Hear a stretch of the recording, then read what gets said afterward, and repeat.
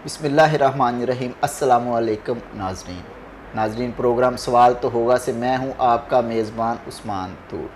नाजरीन, आज हम पहुंचे हैं ननकाना साहिब आपकी मुलाकात करवाने ऐसी शख्सियत से जो इंतहाई मिलनसार, मोतबर, कादावर शख्सियत और एजाज शाह का नाजरीन आपने नाम तो सुना होगा, ब्रिगेडियर एजाज शाह। बहुत सी वजारतों का वो मज़ा लूट चुके हैं। उनके मद्दे मुकाबिल NA 112 से इलेक्शन लड़ने वाले राना राशिद फ़रूख ख़ान, इनसे हम बहुत से सवालात करेंगे, सियासी इश्यूज़ पर भी, कौमी इश्यूज़ पर भी और इनके हल्के के मुतालिक भी, और इनको किन किन मुश्किलात का सामना है। किसान बोर्ड के ज़िली सदर भी हैं, तो हम इनसे ये भी पूछेंगे कि किसानों को किन किन मुश्किलात का सामना करना पड़ रहा है। अस्सलाम वालेकुम सर, कैसे हैं आप? ठीक ठाक हैं? वालेकुम सलाम रहमतुल्लाह। अच्छा सर, बताइएगा कि आपका सियासत में आने का इत्तेफाक कैसे हुआ? क्या ख़ानदान में पहले कोई सियासत में था? जी, मैं पहले उस्मान साहब आपकी टीम का शुक्रिया अदा करता हूँ कि आप माशाल्लाह हमारे पास तशरीफ़ लाए हैं। इसके बाद मैं जो आपने सवाल पूछा है इसकी तरफ आता हूँ। देखिए, कोई ख़ानदानी तो हमारा कोई सियासत के अंदर कोई इतना बहुत ज़्यादा नहीं है। अलबत्ता हमारे वालिद साहब हाजी फ़कीर मोहम्मद साहब UC चेयरमैन रहे हैं, और वो भी सियासत के अंदर उनका जो आने का था खिदमत के नुक्ता नज़र से कि आम लोगों की, गरीबों की और अपने साथ रहने वालों की खिदमत करना और इलाके के जो मसाइल है, तो यहाँ तक मेरा तल्लुक़ है। मैं चूँकि ज़माने तालिब इल्मी से इस्लामी जमीयत तलबा के साथ अटैच था, अच्छा। वहाँ भी एक अहम ड्यूटी मेरे ज़ुमेल थी, वो मैं करता रहा हूँ। और उसके बाद जैसे मैं फिर अपनी तालीम से फ़ारिग हुआ और अमली सियासत के अंदर दिलचस्पी लेना शुरू की, तो चूँकि ये हमारा इलाका डिस्ट्रिक्ट ननकाना, ये एक रूरल एरिया के ऊपर ज़्यादा मुश्तमिल है, और ये एक बेल्ट है दरिया रावी के साथ साथ। यहाँ मंडी फैज़ाबाद से शुरू होती है, आगे मोड़ खुंडा, बुच्चे की, सैयद वाला, ये तांदला वाला तक, ये दरिया रावी के एक तरफ जो है इलाका, और ननकाना सिटी इसके अंदर शामिल है। तो इसके अंदर जो मेरा सियासत के अंदर आने का था विजन, मकसद, एक तो मेरी पार्टी ने वो मुझे अहम ज़िम्मेदारी दी, उसके लिए भी मैं अपनी पार्टी का शुक्रगुज़ार हूँ। जमात इस्लामी से आपने इलेक्शन जी जी, मैं जमात इस्लामी के टिकट पे जी जी। बताइए। तो इसी तरह फिर जो हमारे इलाके के बहुत सारे ऐसे मसाइल थे, यहाँ चंद एक ख़ानदान है जो जब से पाकिस्तान बना है वही सियासत के अंदर है। MPA हों, MNA हो, मिनिस्टर्स हों, यानी कि 2-4 ख़ानदान है, उन्होंने आगे आना है। कोई पार्टी हो, वो पार्टी का तो उनका सिलसिला है ही नहीं है, बस देखते हैं कि जो पार्टी जीतने वाली है, मतलब कि जिस तरफ हवा का रुख हो उधर वो चले जाते हैं। लेकिन चंद एक ख़ानदानों के गिर्द घूमती है, तो उन्होंने बारियां बनाई हुई, एक दफ़ा उसने जीतना है। ये आप ओवरऑल बात कर रहे हैं चंद खानदानों की या कि अपने हल्के की? जी, मैं अपने हल्के की। अच्छा, हमारे मुल्क कैंडिडेट्स हैं जो MP MNA उनकी बात कर रहे हैं? जी जी बिल्कुल, हमारे मुल्क की सियासत का जो सूरत हाल है हमारे इलाके की भी वही है। ठीक है। तो लेकिन इलाके के अंदर लोगों के मसाइल दिन ब दिन बढ़ रहे हैं। वो पर्सनल मसाइल भी हैं, ज़राअत के मुतल्लक भी हैं, तरक्याती मसाइल भी हैं, सेहत के मसाइल भी हैं, बहुत सारे ये ऐसे मसाइल इन्होंने इग्नोर उनको किया। तो ये सारे फिर सूरत हाल देख के मैं फिर अपने जो दोस्त थे, अपनी जमात थी, अहले इलाका थे, उनके फिर पुरजोर जो इसरार के ऊपर मैंने सियासत के अंदर कदम रखा। जी। अच्छा, तो कब से आप जमात इस्लामी में हैं? जी, मैं जैसे ही अपना स्टूडेंट लाइफ मेरी ख़त्म हुई, उसके बाद मैं जमात इस्लामी का बाकायदा अभी आपने जिक्र किया था जमीयत का, आप जमीयत में थे? जी जी, मैं जमीयत अच्छा, के अंदर भी रहा हूँ। रुकन थे या आपको कोई जिम्मेदारी? जी जी, मैं जमीयत के अंदर डिवीज़न का नाज़िम रहा हूँ। अच्छा अच्छा। तो उसके अंदर अल्हम्दुलिल्लाह मेरी ज़िम्मेदारी अहम रही है। जी। अच्छा, तो उसके बाद फिर आपने जमात इस्लामी से सबसे पहला जो फर्स्ट इलेक्शन था आपका, तो आपने बतौर MPA या MNA कौन सा टिकट? जी, सबसे पहले तो मैं यानी कि अपना UC मंडी फैज़ाबाद, वहाँ से हमने अपनी सियासत का आगाज़ किया। अच्छा। तो वहाँ से हम अपनी जमात की तरफ से अपने उम्मीदवार को खड़ा किया, अल्हम्दुलिल्लाह उनको विन किया। एक पुराना एक धड़ा था वहाँ जो सियासत के अंदर, उनके मुकाबले के अंदर हमारी पार्टी के जो थे वो अल्हम्दुलिल्लाह जीते। फिर मुझे पार्टी ने ज़िम्मेदारी सौंपी। मैं डिस्ट्रिक्ट शेखुपुरा उस वक़्त हमारा ये सारा था, वहाँ डिस्ट्रिक्ट किसान सीट के ऊपर मैंने इलेक्शन लड़ा, उसके बाद फिर 2013 के अंदर मैं सूबाई असम्बली के सीट के ऊपर इलेक्शन फाइट किया जमात इस्लामी से। जी, जमात इस्लामी। जी, अल्हम्दुलिल्लाह जब से आँख खोली है जमात इस्लामी के अंदर ही हूँ, और एक नज़रिया, एक मकसद के तहत सियासत के अंदर भी और ये सारे इक़दामात हो रहे हैं, तो अल्हम्दुलिल्लाह जमात इस्लामी के अंदर ही। आपको जमात इस्लामी की तरफ से टिकट मिला, सबसे पहले आपने बताया कि MPA का टिकट मिला। अच्छा सर, राशिद साहब हमें ये बताइएगा आप कि जैसे MPA की या MNA की टिकट के लिए करोड़ों रुपए दरकार होते हैं, या पार्टी फंड के लिए, यूं कह लें कि जमात इस्लामी के जो अभी सदर थे सिराजुल हक साहब, ये सदर को फंडिंग के लिए मुख्तलिफ किसी भी तरह से करोड़ों रुपए दरकार होते हैं। जमात इस्लामी के आपने टिकट लेने के लिए MPA का या MNA का आपने कितने पैसे दिए थे? सबसे बस समझ लें आपके सवाल के अंदर ही जवाब मौजूद है। यहाँ से ही करप्शन का दरवाज़ा खुलता है। अच्छा, ये जो हमारे MPA MNA मुख्तलिफ पार्टियों के, यहाँ से वो चाहे वो पार्टी फंड के नाम पे या जैसे भी है, जब टिकट लेते हैं करोड़ों रुपया लेके, तो आप कैसे उस पर उम्मीद कर सकते हैं कि वो बंदा कल को जीत के असम्बली के अंदर जाके वो अवाम की खिदमत करेगा? उसने तो इन्वेस्ट किया पैसा, लेकिन अल्हम्दुलिल्लाह जमात के अंदर ये चीज़ नहीं है। अच्छा, मतलब कि जमात इस्लामी में टिकट लेने के लिए पार्टी फंडिंग के नाम पे या कि वैसे कोई पैसा? नहीं, कोई नहीं है ऐसा, कोई नहीं है। अच्छा, ऐसी कोई है ही नहीं है मिसाल। मैंने सूबाई असम्बली का इलेक्शन लड़ा, उसके पहले डिस्ट्रिक्ट का इलेक्शन लड़ा है, अभी MNA का लड़ा है, तो कोई ऐसा नहीं है। हमारे कारकुनान की जो टीम है इलाका के अंदर, और हमारी जो मकामी तंजीमी टीम है, और जो ऊपर हमारे एक मरकज़ी टीम बैठी हुई है, उन्होंने इन्हिसार किया हमारे ऊपर, और अल्हम्दुलिल्लाह। नहीं, अच्छा राशिद साहब ये बताइएगा, जब पार्टी के लिए टिकट के लिए पैसे भी नहीं और इतने प्रोग्राम्स मैनेज अच्छे तरीके से एक डिसिप्लिन के साथ मुख्तलिफ जगहों पे जमात इस्लामी धरने देती है, एहतजाज करती है, कॉल्स वगैरह पे कारकुन इकट्ठे हो जाते हैं, बैनर्स वगैरह, फिर ये सारे खर्चे जो हैं ये किस तरह मैनेज होते हैं? हमारे ना जी जमात के अंदर इटर्नल एक फिनांस का निज़ाम मौजूद है। अच्छा, और हमारा हर कारकुन माहाना एक फंड देता है। अच्छा, अपनी इस्तात के मुताबिक। वो 100 रुपया देने वाला है, वो 1000 10,000 देता है, वो 50,000, जितनी उसकी इस्तात है, कोई बंदिश नहीं है। हर कारकुन हमारा माहाना फंड देता है, और उस फंड से हमारे सारे पार्टी के अखराजात सारे जो है ना वो चलते हैं। हाँ, अच्छा, तो उसमें ये होता है कि हर महीने देना ही देना है जो कारकुन है? जी जी बिल्कुल, अपनी इस्तात के मुताबिक, मतलब देना लाजमी है? देना लाजमी है। ख्वाह वो 10 रुपये दे, ख्वाह वो 100 रुपया दे, या अपनी मतलब के जितनी उसकी पॉकेट इजाज़त देती है। जी ऐसे। अच्छा, तो ये जमात इस्लामी का मशहूर है क्या सर, ये बताइए। देखिए, जमात इस्लामी पाकिस्तान के अंदर इस्लामी निज़ाम के लिए जद्दोजहद करती है, और जमात इस्लामी ये चाहती है कि अल्लाह की ज़मीन के ऊपर अल्लाह का निज़ाम नाफिज हो, और बंदों को बंदों की ग़ुलामी से निकाल के अल्लाह की ग़ुलामी के अंदर दे दिया जाए। ये ओवरऑल एक जमात का है। और इसी तरह पाकिस्तान चूँकि बना था कलमे की बुनियाद पे, ला इलाहा के, बेशक, कि पाकिस्तान का मतलब क्या, ला इलाहा इल्लल्लाह, कि जो हमारे बुज़ुर्गों ने कुर्बानियाँ दी हैं उसके अंदर मेरा ख़ानदान, मुझे फ़ख्र है, मेरे ख़ानदान के लोग मौजूद हैं, माइग्रेशन के दौरान उन्होंने भी कुर्बानियाँ दी हैं।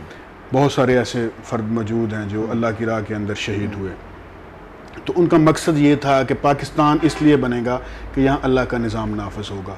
तो जमात इस्लामी की जद्दोजहद कोशिश भी यही है कि अल्लाह करे कि हम इक़्तिदार के अंदर आएँ, अल्लाह हमें इक़्तिदार दे, और हम सही मानों के अंदर पाकिस्तान के आइन के मुताबिक, और चूँकि आइन भी हमारा यही कहता है कि इस्लामी जो है फलाही ममलकत पाकिस्तान जो है बनेगा, और अल्हम्दुलिल्लाह उसके मुताबिक हम काम कर रहे हैं। अच्छा राशिद साहब, एक सवाल मैं आपसे करता हूं, क्योंकि हमारा प्रोग्राम ही है, सवाल तो होगा, तो सवाल तो हम आपसे करेंगे। तो बात यह है कि जमात इस्लामी का आप बता रहे थे, जमात इस्लामी का मंशूर उसके बारे में और करप्शंस के बारे में, जिस तरह भी आपने बताया कि जो दूसरी पार्टियां हैं उनकी करप्शंस का आगाज़ इससे ही हो जाता है कि वो सीट के लिए पार्टी फंडिंग के नाम पे करोड़ों रुपए देते हैं। नो डाउट देते हैं, ठीक है, इसमें वो कोई दो राय नहीं है। जितनी भी जमातें, मैं नाम नहीं लूँगा, तो जमात इस्लामी का आपने बोला है कि नहीं है, ठीक है, वो कोई पैसे नहीं होते, पैसों के बगैर टिकट मिलती है। अच्छा, जब इतना कुछ आपके साथ जमात तामुन करती है, जमात के तामुन से ही आपको, जिसमें तामुन कारकुनों का भी है। अच्छा, कारकुन इस बारे में तो आपसे कोऑपरेट करते हैं, तामुन करते हैं, आपकी उम्मीदों पे पूरा उतरते हैं, तो इस बारे में क्यों नहीं उतरते कि वो जद्दोजहद क्यों नहीं करते? वो जिस तरह, ये मैं इसलिए कह रहा हूँ कि दूसरी जो पार्टियां हैं उनके कारकुन हैं, जो सियासी वर्कर्स होते हैं, हर किसी को पता है कि सोशल मीडिया का दौर है, तो सोशल मीडिया पे जमात इस्लामी के वर्कर्स की, कारकुनान की कोई ऐसी एक्टिविटीज़ नज़र नहीं आती। कोई एक दो होते हैं, कोई पेज क्रिएट होते हैं। आप इसको किस तरह लेते हैं? देखें, रिज़्क़ हलाल एन इबादत है। हाँ, हमारा कारकुन एक मतवस्त तबका से तल्लक रखता है और लोअर तबका से तल्लक रखता है। रिज़्क़ हलाल भी हमने कमाना है और उसके बाद फिर जो अल्लाह हमें इस्तात वक़्त की और पैसे की देता है वो हम जमात के लिए वक़्फ़ करते हैं। तो बाकी यहाँ तक ये स्ट्रगल आपकी सवाल के इस हवाले से स्ट्रगल नहीं है, जमात करती नहीं, ऐसी बात नहीं है। अल्हम्दुलिल्लाह जितनी इस्तात मौजूद है हमारे कारकुनान के अंदर, जितना वक़्त और इसी तरह सोशल मीडिया के ऊपर हम कर रहे हैं काम, ठीक है, उस तरह वो नहीं है सिलसिला।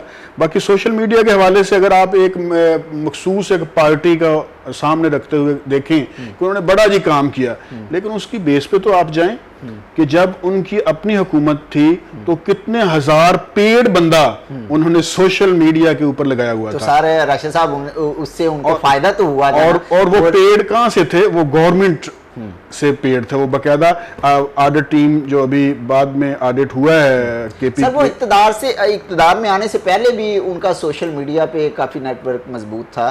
तो जिस तरह अभी आपने इशारा दे दिया है, पीछे वाली जो हुकूमत थी वो पीटीआई की थी, तो 15,000 से अबाव जो है वो अकाउंट्स क्रिएट किए गए थे, बंद हुए हैं वगैरह वगैरह। अच्छा, वो इक़्तिदार में आने से पहले भी उनका सोशल मीडिया पे अच्छा खासा नेटवर्क था, PMLN का भी है, पीपल्स पार्टी का भी है, जमात इस्लामी का नज़र नहीं आता। क्या जमात इस्लामी के कारकुन सिर्फ़ और सिर्फ अपने आप को पार्टी में रखने के लिए, अपने आप को जमात में रखने के लिए वो चंदा दे देते हैं, या कि वो मुख्तलिफ मीटिंग्स अटेंड कर लेते हैं, वो चले जाते हैं?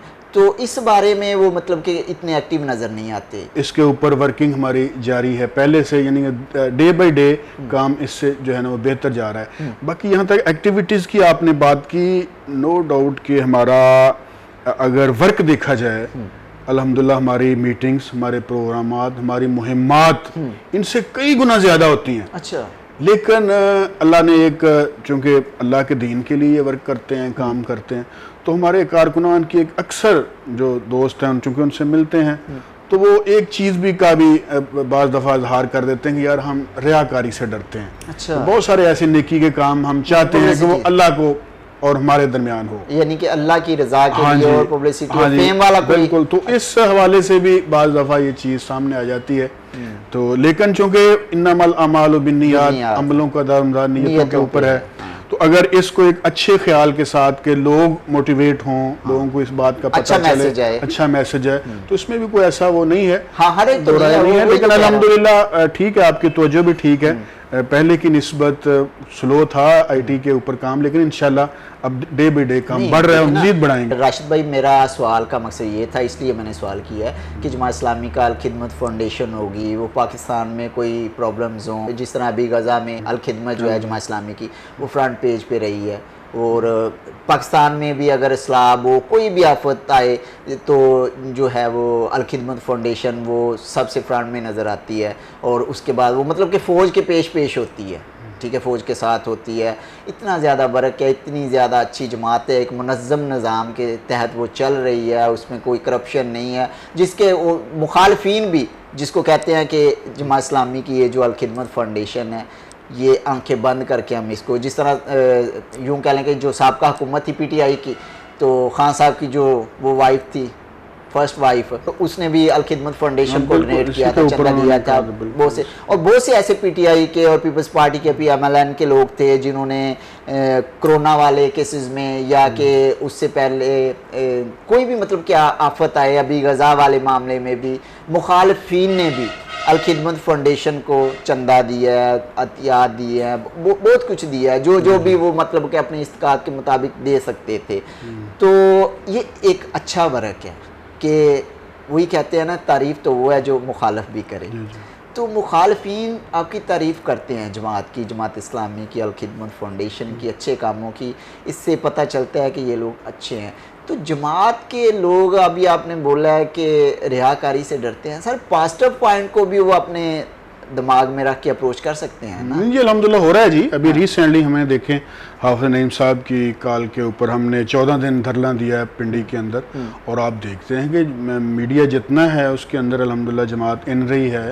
हाँ जी, जो आपकी हेडलाइंस थी उसके ऊपर, सोशल मीडिया के ऊपर, तो डे बाई डे इंशाल्लाह हो रहा है वर्क पहले से ज़्यादा इस्लामी जो है वो वर्कर्स को तो अहमियत देती है और साथ में अपने वोटर्स को भी, वो अवाम की जंग लड़ती है, तो अभी तक इक़्तिदार में क्यों नहीं आ सकी? देखें, अगर तो इक़्तिदार ये ख़ास करके 2 या 3 इलेक्शन को देखा जाए, उस तरह का इक़्तिदार हमारी नज़र के अंदर है कि जो हम देखना चाहते हैं, तो उस तरह तो हम नहीं करेंगे, ना हमारे पेश नज़र है कि हम बैसाखियों का सहारा लेके जो हुकूमत आएगी वो ना तो कोई डिलीवर कर सकेगी और ना उनको कोई करने देगा और ना वो अपना टाइम पूरा करती है। और ऐसे ही हो रहा है। ये 2-3 इलेक्शन, 18 का इलेक्शन है, ये 24 का इलेक्शन हमारे सामने है कि क्या उन्होंने डिलीवर किया है, और ये बैसाखियाँ इस्तेमाल करके अच्छा। हम चाहते ये हैं कि हम अवाम की ताकत के साथ आएँ। कोई बात नहीं, लेट हो जाएंगे, कोई हमें कोई इतनी वो जल्दी नहीं है। हम लोगों के अंदर जा रहे हैं, अपना पैगाम दे रहे हैं, और जो समझदार लोग हैं, समझदार तबका है, वो अब चीज़ को देख रहा है कि अवाम के साथ कौन खड़ा है और इक़्तिदार के लिए किसकी दौड़ है। अभी जो हमारा ये मुहिम हक दो अवाम को, हमारी मुहिम चल रही है, इसके अंदर हम ना अपने केसों के लिए लड़े, ना अपने किसी फर्द की को बचाने के लिए, ना किसी परमिट और प्लाट के लिए, ना अपनी जमात के लिए। सारा हमारा जितना एजेंडा है इसके अंदर, वो सारा अवाम के लिए है। यानी बिजली के बिल हैं, वो हमारे एजेंडे के अंदर है। क्यों गवर्नमेंट ये आईपीज को लगाम नहीं देती है, उनको खुले छोड़ा हुआ है। और वो आईपीज वाले कौन लोग हैं? यही नून लीग वाले, पीटीआई वाले, पीपल्स पार्टी वाले, इनकी वो शुगर मिल माफिया और सारा उन्होंने मिलके वो बनाई है, और वही खाई जा रहे हैं हमको। क्यों नहीं इनको कंट्रोल कर रहे? इसी तरह पेट्रोल का मसला है, उसका आए दिन रेट बढ़ रहा है। इनकी जो अवामी इशू है उनको हम लेके चले हैं, और इंशाल्लाह अवाम के अंदर एक बेदारी आ रही है, हमारी नौजवान नस्ल उठ रही है, बेदार हो रही है, और वो सही को सही और गलत को गलत इंशाल्लाह बहुत जल्द जो है ना वो पहचानेंगे, और पहचान रहे हैं। अच्छा राशिद भाई, जिस तरह आप कह रहे थे कि हमारी जमात बहुत अच्छा काम कर रही है, जो अवामी इश्यूज़ हैं उसको लेके चलती है, बिजली का वो मामला हो, पेट्रोल का हो, जितने भी एक गरीब आदमी को या एक अमीर आदमी को प्रॉब्लम्स तो सबको ही फेस करना पड़ती हैं। अच्छा, तो सारा कुछ जो है वो जमात का मंशूर अच्छा है, तो अभी तक जो है वो जमात इस्लामी के जो लोग हैं, क्या वो मौलाना मदूदी वाला मंशूर बदल गया है जिसकी वजह से पार्टी जो है वो इक़्तिदार में नहीं आ रही जमात इस्लामी? नहीं नहीं, अल्हम्दुलिल्लाह ऐसी बात नहीं है, ना मंशूर बदला है, ना मकसद बदला है। हाँ जी, हमारा मंशूर भी अल्हम्दुलिल्लाह वाज़े है, मकसद भी है, मंजिल भी का भी हमें तयन है, हमें पता है, उस हिसाब से हम अपना सफ़र कर रहे हैं। और यहाँ तक आपने रहा कि जमात, देखें, इक़्तिदार हासिल कर लेना को कामयाबी ही नहीं कहते हैं। अगर आप इसको कामयाबी कहते हैं तो अब इक़्तिदार के अंदर तो 2 बड़ी पार्टियां, पीपल्स पार्टी और नून लीग, अवाम को रिलीफ तो नहीं दे सकी। जमात की अमलन तो इस टाइम एमएनए हमारा कोई भी नहीं वहां जाने दिया गया, रोक दिया गया। मैं कहता हूं वैसे जाते थे फार्म 45 के मुताबिक, लेकिन रोक दिया गया। लेकिन उसके बावजूद हमने अवामी ताकत से, आपके मीडिया की ताकत से, हमने गवर्नमेंट को एक पॉलिसी के ऊपर गौर करने पे मजबूर किया, और उन्होंने बाकायदा, उनके मिनिस्टर आए हैं और उनके साथ हमारा एक डायलॉग हुआ, और उन्होंने 45 दिन का टाइम लिया कि हम 45 दिन के अंदर रिलीफ देंगे अवाम को, और जिसमें कुछ उन्होंने ऐलानात भी किए हैं, लेकिन मजीद हम करेंगे। तो देखें, एक काम अगर आप बैठ के हुकूमत के बगैर भी करते हैं तो उसमें हम तो अवाम की खिदमत करनी है। ठीक है, हम इक़्तिदार के अंदर आएंगे तो इंशाल्लाह बहुत ज्यादा खिदमत करेंगे। अगर नहीं भी किसी वजह से आएंगे तो फिर भी हमारा यह खिदमत का सफर जो है वो जारी है, और हम करते रहेंगे इंशाल्लाह। जब से पाकिस्तान बना है उस वक्त से हम करते रहे हैं। हमारा इस देश के लिए खून हाजिर है, और खून हमने बहाया है, वक्त दिया है, टाइम दिया है, वक्त सब कुछ हम लगा रहे हैं, इंशाल्लाह लगाते रहेंगे। अच्छा राशिद साहब, आपने अभी बात की है कि बैसाखियों का सहारा लेकर हुकूमत में आना, तो क्या जमात इस्लामी ने ऐसा कभी कुछ नहीं किया? नहीं जी, अल्हम्दुलिल्लाह, अगर ये हमारे पेश नज़र होता तो हम बड़ी देर पहले से इक़्तिदार के अंदर होते, हुकूमत के अंदर होते। हम भी केपी के या पंजाब या सिंध के अंदर हमारी हुकूमत बन नहीं जाती। इलेक्शन की बात है, 2024 इलेक्शन आने वाला था, कुछ महीने पड़े हुए थे। जमात इस्लामी की तरफ से सिराजुल हक साहब और हाफिज़ नईम रहमान साहब, जो अब आपकी जमात इस्लामी के सदर हैं, पाकिस्तान के सदर वही हैं ना? जी जी, अमीर हैं जी। अमीर बोलते हैं, चले अमीर जमात इस्लामी पाकिस्तान हाफिज़ नईम रहमान साहब।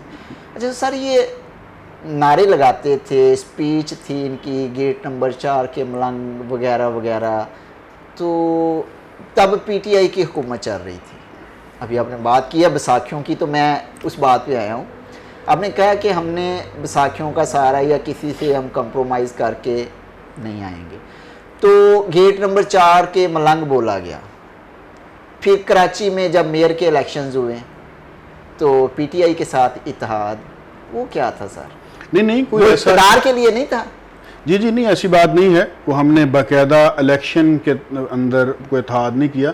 हम अपनी पार्टी, अपना निशान, अपना झंडे के ऊपर हमारी पार्टी ने इलेक्शन लड़ा, और बाकायदा ये हमने फैसला किया है कि जब भी हम आवाम के अंदर जाएंगे, अपना टिकट, अपना झंडा और अपने निशान के ऊपर जाएंगे। नहीं, और उसी के ऊपर हमने इलेक्शन लड़ा है। बाद के अंदर चूंकि सर मैं ये अर्ज कर रहा हूँ कि जमात इस्लामी ने मेयर के इलेक्शन के लिए, जो मेयर का इलेक्शन था, जो अभी पीपल्स पार्टी के मेयर बने थे, पीटीआई के साथ इत्तेहाद किया था या नहीं किया था? किया था, मैं आपसे पूछ रहा हूँ, किया था या नहीं किया था? नहीं, देखिए, वो अब क्योंकि आपने कहा ना कि बैसाखियों के जरिए हम नहीं आना चाहेंगे। इसको हम बैसाखी नहीं कहते। देखो, एक पॉलिटिक्स पार्टी है वो, तो फिर फर्क तो नहीं रह गया। इसकी स्ट्रगल है। जब एक आपका पूरे डिस्ट्रिक्ट का एक इलेक्शन होता है तो वहाँ मेंबरान ने वोट देने होते हैं, ठीक है ना। उनकी चूंकि कम सीटें थी, हमारी ज़्यादा थी, तो हमने ठीक है उनको दावत दी कि आप हमारे साथ मिलें। वो हमारे साथ मिले हैं, और ये नहीं हुआ कि हमने उनकी सारी बातें मान ली और सब कुछ हुआ है। तो फिर सर अपने निशान के ऊपर हम दोहरा म्यार नहीं हो गया? नहीं, कहना कुछ करना कुछ। नहीं, ऐसी बात नहीं है उस्मान साहब, ये तो ज़ाहिर है। राशिद साहब, ये बताएं मुझे कि ये कौल और फेल में तो साथ आया है कि नहीं आया? नहीं, ये आप ऐसे नहीं कह सकते।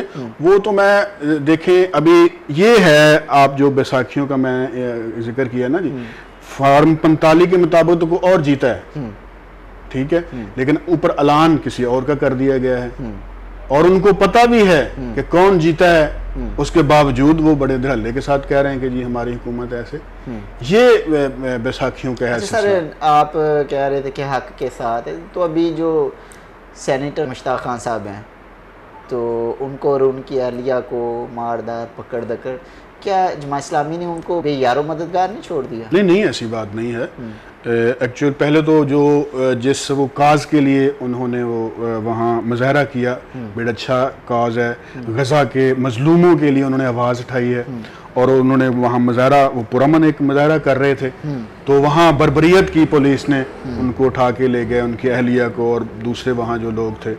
तो फौरी तौर पे हमारी जमात, मियाँ असलम साहब जो वहाँ के हमारे साबिक़ा MNA भी हैं और रहनुमा है मरकजी, उन्होंने फौरी तौर पे वहाँ थाने गए हैं, जाके उनको जो है ना, मतलब जमात ने साथ दिया। जी, अल्हम्दुलिल्लाह, तो वो हमारा हिस्सा है जी, हमारा दस्तो बाजू हैं जमात के।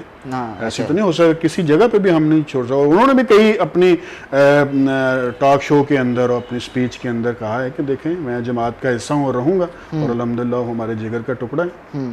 अच्छा, तो ये अभी जिस तरह वो सिराजुल हक साहब थे, वो पाकिस्तान के अमीर थे, तो क्या वजह बनी कि वो फिर हाफिज़ नईम रहमान साहब कराची से वो इधर आए? वो क्या सीन है? ये इंट्रा पार्टी का इलेक्शन है, या कि वो जमात इस्लामी को सही से लेकर चल नहीं सके, या कि उनमें कुछ कमियां थी, कोताहियां थी, क्या था सर?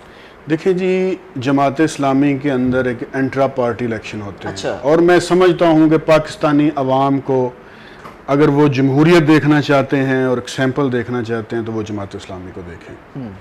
अभी जितनी भी सियासी पार्टी हैं सारियां वो जो है ना, वो वरासती चलती हैं। अच्छा। पहले जी बाप है, फिर उसका बेटा, फिर उसका बेटा, लेकिन जमात के अंदर ये चीज़ नहीं है।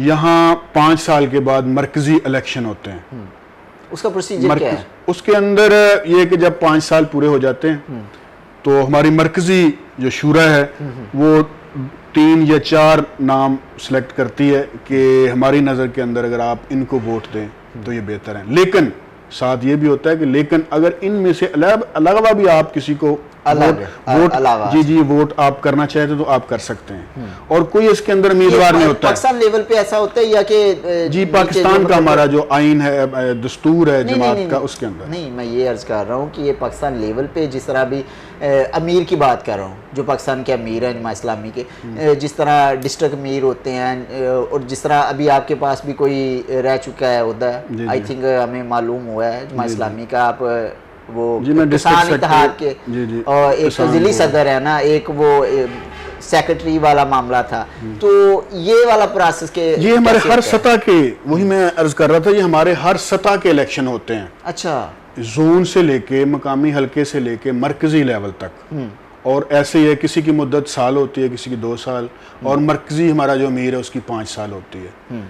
तो उसके अंदर 5 साल बाद इलेक्शन होते हैं, जिसमें के तो अभी 5 साल पूरे नहीं हुए थे। नहीं हो गए थे जी, इनकी 2 और पूरे हुए हैं। नहीं, वो तो 5 साल पहले रही हैं, फिर दोबारा इलेक्शन हुआ। अभी तीसरी बार की बात कर रहा हूँ, अभी तो आई थिंक कोई 3 साल के करीब को वक्त था। नहीं 2 टर्म उनके 5 साल पूरे हो गए थे। अच्छा, फिर इलेक्शन हुए हैं, इलेक्शन के अंदर जो है वो अरकान की अक्सरियत जो है उन्होंने हाफिज नईम रहमान साहब का नाम मुंतखब किया। अच्छा, तो वो भी कहा। बाकी अल्हम्दुलिल्लाह सराज साहब, उनकी मेहनत और उनकी कायदाना सलाहियतें वो हमारे साथ हैं, काम कर रहे हैं पहले से ज़्यादा जज्बे के साथ। अच्छा सर, आपने अभी जिस तरह हमें पता चला है, आपने ख़ुद भी बता दिया है, आप किसान बोर्ड के ज़िली सदर हैं ननकाना साहब, तो कौन से ऐसे मसाइल हैं जो आप रिप्रेजेंट कर रहे हैं आगे, या कौन सी मुश्किलात का सामना करना पड़ रहा है, क्योंकि आप ख़ुद भी एक ज़िम्मेदार हैं, तो एज ए ज़िम्मेदार आप किन मसाइल को जो है वो डिस्कस करना चाहेंगे या आला हुकाम तक आप पहुंचाना चाहेंगे? देखिए जी, हमारा जिस इलाके से तल्लुक़ है डिस्ट्रिक्ट ननकाना, यहाँ मैं किसानों की नुमाइंदगी कर रहा हूँ, तो अगर हुकूमती लेवल पे देखा जाए तो इस हुकूमत ने किसान को तबाही के दाने पे ला के खड़ा कर दिया। पहले गंदम का मसला हुआ, उसमें किसान पिस के रह गया, रोटी को बूंद को बेचारा तरस गया, परेशान है, दिल भी जा रहा है, तो भला तो हुआ है, तो यानी कि जो भी उनका वो सिलसिला था, लेकिन किसान पिस गया। किस तरह गंदम का किसान पिस गया? आपको मेडिसिन वगैरह देखिए, हमने खाद ली पड़े हैं जी जी, क्या? अच्छा, देखिए खाद ली हमने, बहुत महंगी ली। अच्छा, और अब तक रेट्स बढ़ रहे हैं, यानी कि अवाम को, गरीब आदमी को हुकूमत ने रिलीफ दिया लेकिन किसान को नहीं दिया। जी बिल्कुल जी, हम देखें, अगर गवर्नमेंट का ये मौक़िफ़ है कि जी हमने आम लोगों के लिए गंदम सस्ती की है, गंदम का रेट इसलिए जी आम लोगों को रोटी सस्ती मिले, तो हम भी उन्हीं अवाम में से हैं, हमें भी फिर खाद सस्ती दें, हमें बिजली सस्ती दें, हमें तेल डीजल सस्ता दें, हमें ज़रिया दरियात सस्ती दें, हमें तो नहीं कुछ भी सस्ता दिया गया। हमारी चीज़ें तो आए दिन रेट बढ़ रहा है, अब तक बढ़ रहा है। डीएपी कितने में हमने 14,000 15,000 में लेके डाली, यूरिया ब्लैक में हमने 6-6 हज़ार बोरी लेके तो ब्लैक में क्यों हुकूमत ने कोई इकदाम नहीं कर सकी? नहीं, कुछ भी नहीं थे। जब हमने गंदम तैयारी आपने की है, उस वक्त एक बहरान था गंदम का, यूरिया का। माफिया को, जो ब्लैक माफिया है, इसको हुकूमत की तरफ से कोई वो माफिया खुद हुकूमत के अंदर बैठे हुए हैं। अच्छा, वो जो देखें, इस पे गंदम के रेट को तो कंट्रोल कर लिया हुकूमत ने, हमारे एसी साहबान ने, मजिस्ट्रेट्स ने, तो उनको वो खाद वाले माफिया नजर नहीं आते, उनको तेल वाले माफिया नजर नहीं आते, उनको बिजली के जो IPPs ने की वजह से बिजली के रेट्स बढ़ रहे हैं, ये उनको माफिया नजर नहीं आते, उन पे वो क्यों नहीं लगाम डालते? तो इसलिए मेरे भाई देखें, किसान, जैसे मैंने गंदम का कहा, वो भी यही सूरत हाल। अच्छा, इसी तरह हमारी दूसरी अब फसल राइस की, मूंजी की शुरू होने वाली है। इसके अंदर भी किसान अब तक पिस रहा है। अच्छा, एक हाइब्रिड बीज दिया हमारी कुछ कंपनीज ने, और वो कंपनीज रजिस्टर्ड है हुकूमत से, पाकिस्तान से।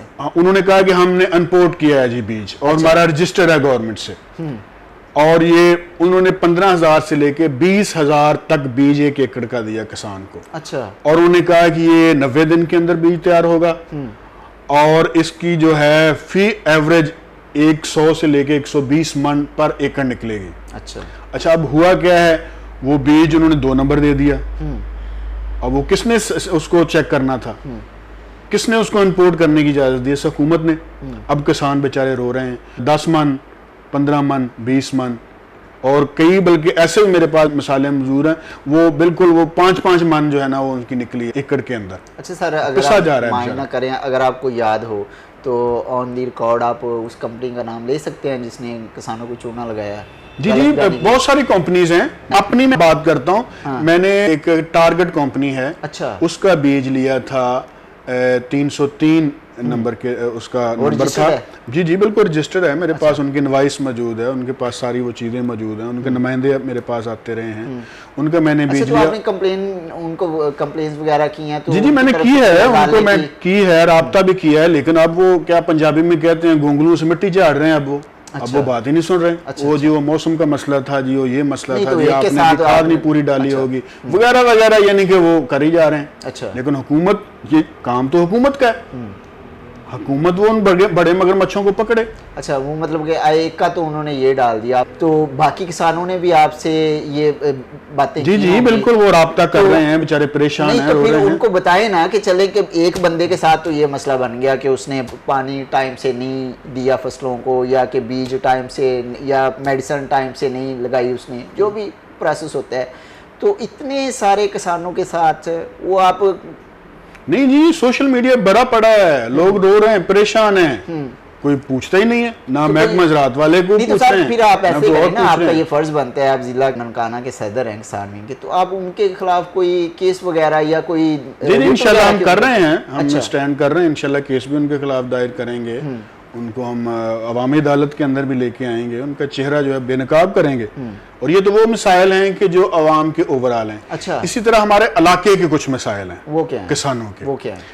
उसमें सबसे बड़ा मसला हमारा है, हमारे रावी की बेल्ट है एक, दरिया रावी ने हजारों एकड़ रकबा दरिया बुर्द कर दिया। अच्छा। वो बेचारे छोटे छोटे ज़मींदार को 2 एकड़ का है, को 5 एकड़ का है, को 10 एकड़ का है, उन्होंने मूंजी की फसल अब लगाई है, तो दरिया का पानी आया तो वो बहा के ले गया, ख़त्म हो गई उनकी। अच्छा। अगर इसी तरह कोई सब्ज़ी थी, कोई कमाद था, सारी वो ख़त्म हो गई है। अच्छा, अब दरिया का पानी तो पीछे से तो नहीं आता, इंडिया ने तो दरिया बंद कर दिया पानी उसका। ये पानी वो है जो लाहौर से और इर्द गिर्द से बारिशों का पानी इकट्ठा होके वो आ जाता है। अब हुकूमत को बारहा हम दरखास्तें दी हैं, कहा है कि खुदारा बंद बनाएं, दो उसको पक्का करें, और जो एक अब नाले की शक्ल ही है, वो दरिया का नाम ही है, नाला ही है एक, उसको बांध के आप जो हेड तक ले जाएं या आगे यहाँ तक भी है, उसका कम से कम महदूद हो जाए, और उसकी जो अपनी दरिया की जगह है वहां उसको बंद बांध के ले जाया जाए। वो कौन सा दरिया है? दरिया रावी? दरिया रावी। अच्छा। ताकि लोगों का हजारों एकड़ रकबा बेचारा बच जाए, और जो परेशान है वो परेशानी से हट जाए। एक तो ये मसला है। इसी तरह हमारे रूरल एरिया के अंदर कुछ सड़कें नहीं हैं, टूटी सड़कें हैं। अच्छा। हमारा जो इलाका है ये जो सूबाई दारुल हुकूमत है हमारा, वहाँ से बॉर्डर के हम साथ हैं, एक तरफ लाहौर है, दूसरी तरफ हमारा ननकाना शुरू हो जाता है, यानी को दरमियान में 20 किलोमीटर का सफ़र होगा। लेकिन अगर तरक्याती कामों के हिसाब से देखा जाए तो ऐसे लगता है हमको जनूबी पंजाब से भी दूर किसी जिला के अंदर, बैकवर्ड एरिया में, ना सेहत की सहूलतें हैं। अच्छा। वो बेचारा कोई बीमार हो जाता है तो वो अस्पताल पहुंचने तक, जब तक उसने वो कच्चे रास्तों से और पगडंडियों से गुजरते गुजारते किसी शहर में पहुंचना है, ननकाना पहुंचना है या मंडी फैजाबाद या मोरकुंडा, वहां तक वो बेचारा वैसे एक्सपायर हो जाता है। अच्छा। ये सूरत हाल है। तो बच्चों का अस्पताल इससे बच्चों की तालीम के हवाले से। अच्छा राशिद साहब, आपने बताया कि इतने मुश्किलात का आवाम को सामना करना पड़ रहा है, तो आवाम जो है वो फिर किस बिहेव पे वोट देती है? अभी कौन है आपके हल्के में एमपी एमएनए वगैरह, कौन है इक़्तिदार? बस यही तो मसला है, और इसी मिसाइल को सामने रखते हुए हमने ये सियासत में आने का स्टेप लिया। अच्छा। अब नून लीग के डॉक्टर शिजरा मनसब साहिबा, वो एमएनए वहाँ हैं, और मनसब साहब की बेटी जो है, जी जी बिल्कुल, वो हैं। इससे पहले ब्रिगेडियर रिटायर इजाज शाह साहब, वो तो आपके मद्दे मुकाबले हैं। जी जी, 2 मिनिस्टर भी रहे हैं, वफाकी वज़ीर दाखिला और मंशियात के वज़ीर भी रहे हैं। अच्छा। वो भी इससे पहले रहे हैं, और काम देख लें कि कोई ना होने के बराबर है। जैसे आपने शुरू के अंदर भी कहा है कि मज़े लूटने, तो वो मज़े ही लूटते हैं। अच्छा, अपनी रहायशें, मतलब इन दोनों की अपनी जो पर्सनल रहायश है ना, यहाँ बंदा कहता है रहता है, वो इस हल्के के अंदर नहीं रहते हैं। अच्छा। आना है, इलेक्शन लड़ना है, ठीक है भाई, उनके हैं यहाँ लाके आए, इलेक्शन लड़े, और उसके बाद जनाब वो लाहौर के अंदर अच्छी स्कीमों के अंदर उनकी रहायशें, वहाँ रहते हैं जनाब। नज़ला ज़ुकाम भी हो जाना है तो वो भी बैरून मुल्क जाके मेडिसिन लेनी है, अवाम उनकी मरे, उनको कुछ नहीं है। तो यानी कि वो खूब मजे लूट रहे हैं। सर अवाम क्यों वोट देती है? बस यही तो मसला है ना, यही हम अवाम को बात समझा रहे हैं। अच्छा, तो दोबारा जाग जाओ, ये जो लोग हैं इन्होंने लूटा है, मुझे भी लूटा है, आपको भी लूटा है। जो मैं और आप टैक्स देते हैं इस बिजली के ऊपर, तेल के ऊपर, गैस के ऊपर, इन टैक्सों से ये लोग अपने लल्ले तलल्लों के अंदर उसको जो ज़ाया कर रहे हैं। तो इसलिए अपनी हकीकी क़यादत को अपने में से लोगों को आगे लेके आए ताकि वो अवाम की, आपकी नुमाइंदगी करें, आपके जो मसाइल है उसको हल करें। एक मेरी बात आप भी गौर से सुने, और मैं अपने नाजरीन को भी, अपने इलाका के जो दोस्त हैं उनको भी मैं बात कहता हूँ। देखिए, हमेशा मसाइल का जिसको एहसास होता है, दुख होता है, उसी को होता है जो मसाइल के अंदर खुद गिरा होता है। हम खुद मसाइल के अंदर हैं, हम खुद उन गलियों और बाजारों के अंदर, उस इलाके के अंदर रहते हैं, इसलिए हमें एहसास है। हम अपने बहन भाइयों के साथ खुशी गमी के अंदर शरीक होते हैं, और जब आते जाते हैं तो देखते हैं बारिश हुई है, बारिश के दिनों के अंदर जाके देखें, आप आए मेरे साथ, निकलें, इंशाल्लाह आपको कभी भी लेके अपने इलाके के अंदर जो है मैं फिरूंगा भी। आज तो शुक्रिया आपका, यहाँ तक तशरीफ लाए। मैं आपको बाजारों के अंदर, गलियों के अंदर, देहातों के अंदर जाके निकलूंगा, दिखाऊंगा आपको, विजिट करवाएंगे। जी जी, मैं इंशाल्लाह कराऊंगा, और देखेंगे आप दंग रह जाएंगे, हैं ये लोग कैसी जिंदगी बसर कर रहे हैं। जो कच्चे का नाम आप सुने, कच्चे के डाकू, तो वो कच्चे के डाकू हैं, ये यहाँ पक्के के डाकू हैं जिन्होंने हमें लूटा हुआ है। अच्छा अच्छा। और यहाँ अवाम को जलील खार करके रख दिया है। तो मतलब कि अवाम के जो हैं वो दुख दर्द, वो जाए, अवाम जाए भाड़ में, खुद इन्होंने इक़्तिदार में मज़े लूटने हैं। मज़े इक़्तिदार में आने के लिए ये अपने आबाई हल्के में आते हैं। आपने जिस तरह भी कहा है कि वो बस आते हैं, रहते नहीं हैं। आबाई इलाका है उनका। अच्छा, मतलब कि मज़े लूटने के लिए वो आते हैं, 4 दिन का वो स्ट्रगल करते हैं, 4 दिन अवाम को देते हैं, फिर गायब। तो सर अवाम, फिर वही आपने कहा कि जब तक हम, वो किसी शायर ने क्या खूब कहा कि जब तक हम खुद का नहीं सोचेंगे तो कोई दूसरा क्यों सोचेगा हमारे बारे में। बिल्कुल, लेकिन इंशाल्लाह पहले की निस्बत अवाम के अंदर की बेदारी की लहर है, हमारी नौजवान नस्ल उठ रही है, वो इस चीज़ को, खरे और खोटे की पहचान को पहचान रहे हैं वो। और इंशाल्लाह अब वक्त आएगा कि इन जालिमों का रास्ता हम रोकेंगे, और हम रोक रहे हैं। पहले तो ये था कि चंद खानदान थे हमारे इस इलाके के अंदर, उनको पता था या ये इन्होंने जीतना है जी, या ये जीतना था, तो सर वो खानदान वाला, तो वो खानदानों का रास्ता इंशाल्लाह हम अब रोकेंगे, और अपने गरीब, अपने किसानों को, मजदूरों को, अपने तालिब इल्मों को, अपनी माओं को, बहनों को हमने एक मुतबादल की आदत दे दी है। उन्हें कहा है कि अगर आप अपने मसाइल हल करना चाहते हैं तो आए हमारे साथ, हम इंशाल्लाह आपको सीने से लगाएंगे और आपके मसाइल हल करेंगे, और तजी बुनियादों पे करेंगे। हमें मालूम हुआ है कि आप बहुत से लोगों की मदद करते हैं, बहुत से मामलात में आप पेश रहते हैं, फ्रंट पे, बल्कि उनको आप लीड करते हैं। तो आप अभी तक मतलब कि इक़्तिदार में नहीं आए, जिस तरह आपने कहा कि हमें दर्द है, तो हम ही समझ सकते हैं कि अवाम के दर्द क्या हैं। तो अवाम में आप भी आ जाते हैं, आप अपने हलके की नुमाइंदगी करते हुए जमात इस्लामी की तरफ से, तो आप जमात इस्लामी के लोगों को मैसेज देना चाहेंगे कि वो जमात के साथ सिंसियर हों? जी जी, अल्हम्दुलिल्लाह। देखें, अभी जमात के साथ हमारे को इक़्तिदार नहीं है, हुकूमती कोई ताकत नहीं है, लेकिन उसके बावजूद जमात अपनी इस्तात के मुताबिक अपने लोगों की ताकत के साथ लोगों की खिदमत खलक का एक बहुत बड़ा काम कर रही है। अल खिदमत फाउंडेशन के प्लेटफार्म से गरीब नदार लोगों को राशन मुहैया करते हैं, व्हील चेयर्स करते हैं, मुख्तलिफ शहरों के अंदर हमारी एम्बुलेंस सर्विस जारी है, यतीम बच्चों के लिए गोश के नाम से हमारे सेंटर चल रहे हैं। अभी ये रमज़ान के अंदर राशन स्कीम का सिलसिला चलता है। इन मुख्तलिफ शोबों के अंदर खिदमत खलक, सलाब के दिनों के अंदर वो हमारी खिदमत जारी हैं। यानी कि हर जब कोई मसला, कोई आफत आती है तो हम करते हैं। ये तो हो गए ना आपकी जमात के काम। मेरा सवाल ये कि मैं आपसे ये बोल रहा है अभी कि आप अपनी जमात के, अपने कारकुनान के या आपके जो हलके के जमात इस्लामी से ताल्लुक़ रखने वाले लोग हैं, आप उनको कोई मैसेज देना चाहते हैं? मेरा सवाल जी जी बिल्कुल ऐसे ही है कि कुछ दोस्त हैं अगर वो किसी वजह से इन मायूस हो के इनकी आदत से, ये जो मुख्तलिफ हमारी सियासी पार्टियां हैं उनसे मायूस हुए हैं या हालात से मायूस हो के बैठे हैं, तो मेरा उनको पैगाम है आप मायूस ना हो, ताकत पकड़ें, हौसला पकड़ें, अल्लाह के ऊपर एतमाद करें और निकलें और इंशाल्लाह अल्लाह ताला राहें खोलेंगे और खोलते हैं। ऐसी बात नहीं है। हम इस हल्का के अंदर यहाँ जमात इस्लामी पहली दफ़ा एनए की सीट के ऊपर इलेक्शन हमने लड़ा है। अच्छा। इससे पहले जब से पाकिस्तान बना है हम एनए की लेवल पे यहाँ जमात का कोई उम्मीदवार नहीं था। अच्छा। लेकिन मतलब आप समझते हैं कि बेहतरी आई है? जी क्यों नहीं जी, अल्हम्दुलिल्लाह हमने इलेक्शन लड़ा है और पूरे वजन के साथ और हर जगह पे हम पहुंचे हैं। इन जालिमों का हर जगह पे खड़े होके हमने लोगों को पैगाम दिया है कि ये इनका चेहरा है, इनको पहचानो। लेकिन कोई बात नहीं, वक्त लगेगा इंशाल्लाह, इसमें कोई मायूसी वाली बात नहीं है और हम आगे बढ़ रहे हैं। ये जो है ना कि जमात के आगे कदम नहीं बढ़ रहे हैं, ऐसी बात नहीं है। अल्हम्दुलिल्लाह कदम पहले से आगे बढ़ रहे हैं और मजीद इंशाल्लाह बढ़ेंगे और राहें खुल रही हैं और मजीद खुलेंगी। जी नाज़रीन, इसी के साथ प्रोग्राम का वक्त ख़त्म हुआ। अपने मेज़बान उस्मान तुर्क को दीजिए इजाज़त। अल्लाह निगहबान।